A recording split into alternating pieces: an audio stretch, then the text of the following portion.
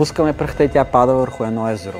И ако пръхта започне да излиза от една точка, дивергенцията е положително нещо. Когато изучаваме движение на течности, газове, изобщо флуиди, се налага изучаването на една много по-сложна математика от тази, която по принцип се изучава в първи и втори курс. И тази математика се нарича векторно и тензорно смятане. Основните концепции в тази математика се нарича дивергенция и ротация. Да си представим, че духа вятър.